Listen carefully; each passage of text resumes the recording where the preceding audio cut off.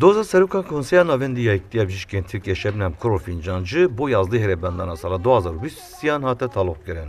Fincancı bi mebesta ku propagandaya terör kiriye. Jêr 7 sal û 6 meh zatê xwestin. Fincancı di doza xwe de ku li Stenbolê dadgeha Seya Graniya 24 birêve çû de ragihan. Ew mêşa hespêyê ku li ser serê dewletê bûye bela. Dewlet her li ku sûcan bikin, ew ê ji ser pişta wê danekeve û rastiyan bîne ziman. Beriya doza Fincancı jî li ber dadgehê bi beşdariya partiyên siyasî, komele, sendîqa û aktivîstan daqîneke çepemeniya teldar xistin. Hevserokê HDP Mithat Sancar li vê derê daqîniyek da û ragihand. Dewlet ji civakê tirse loma êrişî Fincancı û yektiya bijîşkan dike.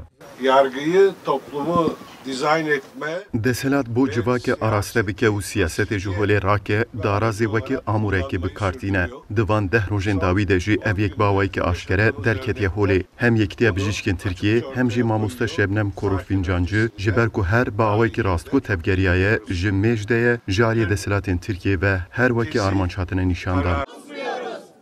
Parlamenterê CHP Orhan Sarıbalcı ragihan, destlat dixwaze hiç kesek ne bi axive û ne jî dengê xwe derbixe. Ev doz ji bo hiqûqê karesat dike. İktidar bir süreç izliyor ve seçim kazanabilmek için elinden Deselatê proseyek daye pêşiya xwe û ji bo ku di hilbijartinan de bi ser bikeve ka çi ji destê wan tê dikin. Her ferd an saziya ku muxalîf û di nava civakê de xwedî gotine ji aliyê vê deselatê be yan tê desteser kirin yan jî bi rêbaza ji kardûrxistinê dengê wan têne birîn. Îro jî heman tişt tê kirin. Doktor Şebnem Kurol Fincancı. Duyemîn Serokê Yekîtiya Bijîşkên Tirkiye Alî İhsan Örten jî diyar kir. Rêbaza lêpirsîn û tohmetbariyê jî eşkere dike ku ev proseyeke plan kiriye. Hukuki bir karar değil, siyasi bir karar çünkü... Ev biryareke siyasiye, ne hukukiye. Heger biryar hukuki ba, divê mamosteya me niha ne dibin çavde ba. Lê ev du mehe girtiye. Ji destpêkê heta niha hem derbarê Yekîtiya Bijîşkên Tirkiye, hem jî derbarê mamosteya me de mixabin polîtikayeke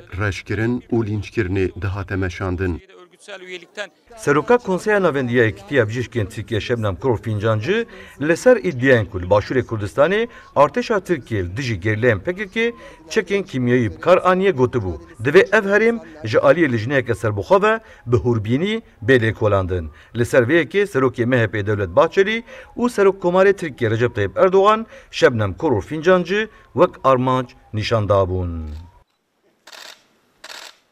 Azat Altun, Kurdistan 24, İstanbul.